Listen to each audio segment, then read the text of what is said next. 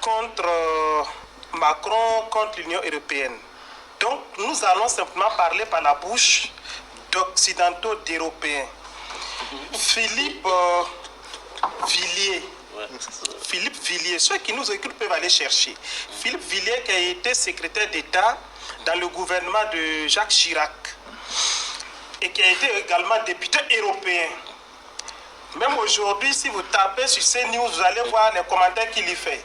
Philippe Villiers a dit, c'est seulement dans la semaine, que c'était un mensonge d'État que de dire que la Russie constitue une menace pour l'Europe. Ce n'est pas Nédier qui le dit, ce n'est pas Madame Bega, ce n'est pas Bayala, ce n'est pas Sagnon. C'est lui qui le dit. Autrement, mais tout ce qu'on a dit là, ça rejoint ce que Philippe de Villiers a dit, à savoir que ce n'est pas la Russie qui agresse. La Russie agit à ce qu'on appelle en droit une légitime défense. C'est la légitime défense. La Russie, en tant que puissance, ne peut pas s'asseoir et puis regarder l'OTAN ou les Européens la menacer jusqu'à ses frontières. Et quand les Occidentaux nous disent non, la Russie est une menace, comme ce que Macron a dit dans la semaine, la Russie a fait de la guerre une guerre mondiale, la menace est déjà là. Non, je pense que Macron également, il n'est pas très loin de Zelensky, ils sont tous des one-man show. Ce n'est pas sérieux. La Russie n'agresse pas l'Europe, la Russie n'agresse pas l'Ukraine. À supposer que l'OTAN n'avait pas eu cette volonté de s'étendre en Ukraine, est-ce que la Russie allait d'abord ce qu'on appelait l'annexion de la Crimée en 2014? Ça n'aurait même pas eu lieu. Même ce qui est arrivé en 2014 avec le cas de la Crimée et du Donbass, c'est une réponse justement aux missiles de l'OTAN installés en direction de la Russie via l'Ukraine et des pays comme la Finlande. Or, on l'a dit, dans les accords qui ont été signés justement pour mettre fin à la guerre froide, il était que l'OTAN ne s'étende pas vers la Russie, notamment la Biélorussie, la Finlande et je crois la Hongrie. Mais aujourd'hui, presque tous ces pays, y compris l'Ukraine, sont en train d'être des bases aériennes de l'OTAN. Donc, ça ne saurait... la Russie ne peut pas l'accepter. Pour me résumer, non, je ne crois pas véritablement que cette façon de présenter les choses en disant que la Russie veut annexer ou bien envahir l'Ukraine et par la suite s'attaquer à l'Europe, ce n'est pas vrai. Au contraire, et ça ce n'est pas nous qui le disons également, des spécialistes l'ont démontré, les États-Unis ont toujours voulu affaiblir l'Europe. Et justement, en faisant de telle sorte qu'il y ait un conflit entre l'Europe et la Russie, cela fait l'affaire des États-Unis. Et les Français le savent.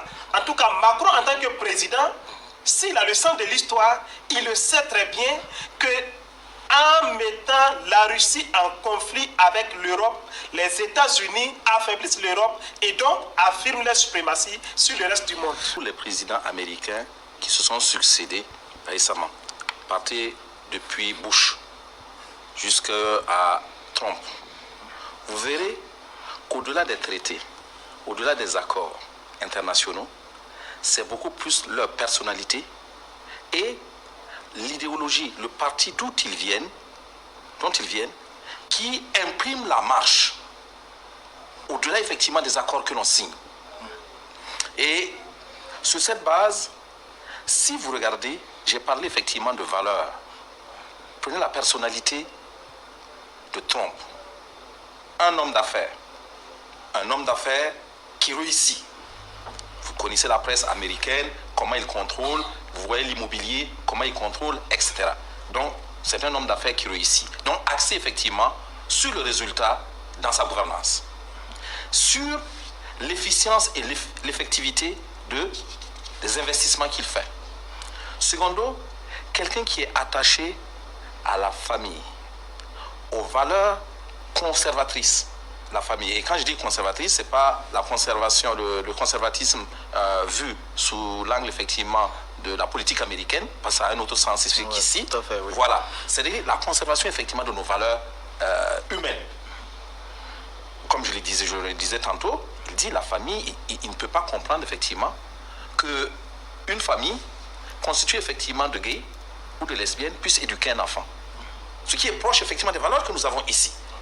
Donc, deuxièmement, au niveau humain, regardez comment il définit la démocratie. Quand nous disons ici, on dit effectivement c'est nous qui disons oui, on ne veut pas la démocratie.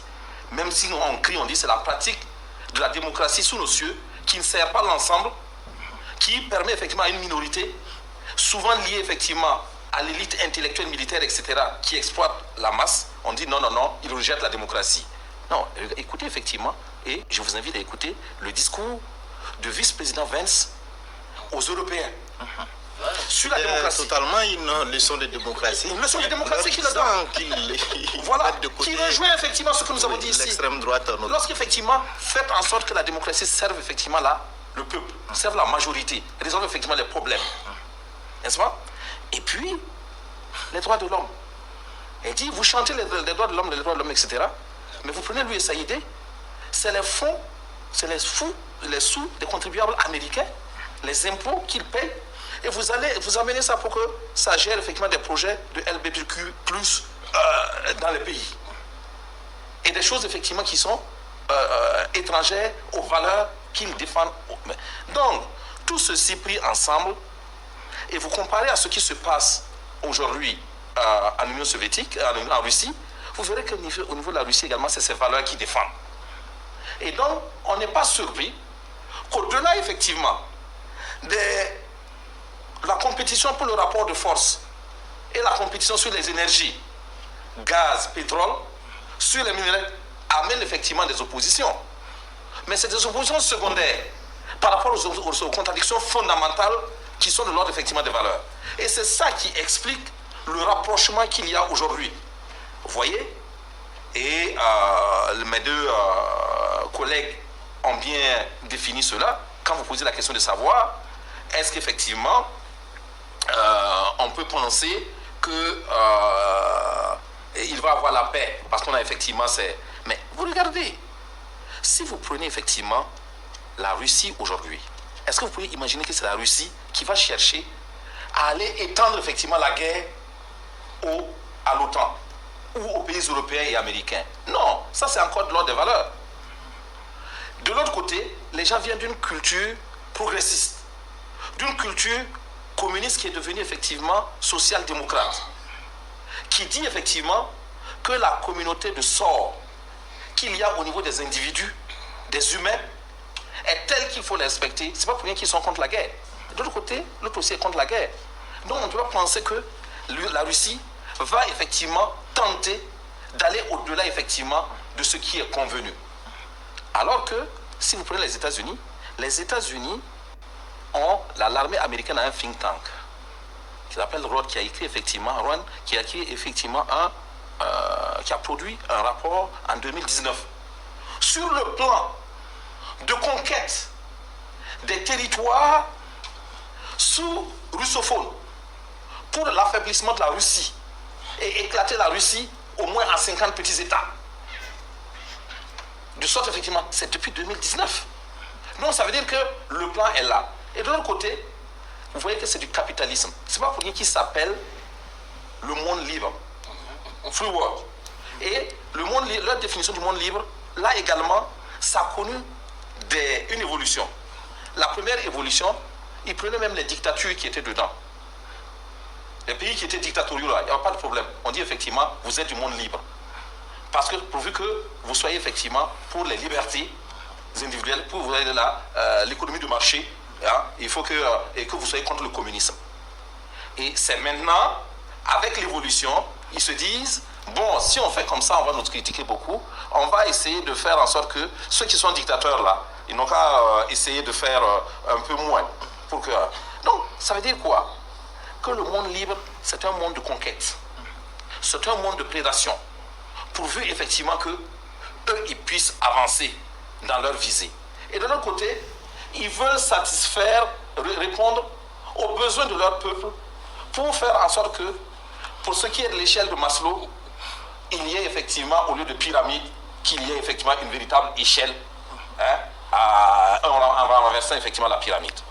Donc, pour dire en résumé, un, je ne pense pas du tout, et c'est sur la base des faits, pas effectivement sur la base de foi, que la Russie peut prendre sa décision d'agresser les États de l'OTAN, ou si demain, après-demain, les États-Unis sont plus de l'OTAN, parce qu'il ne faut pas exclure aussi les États de l'Europe qui les attaquent. Non.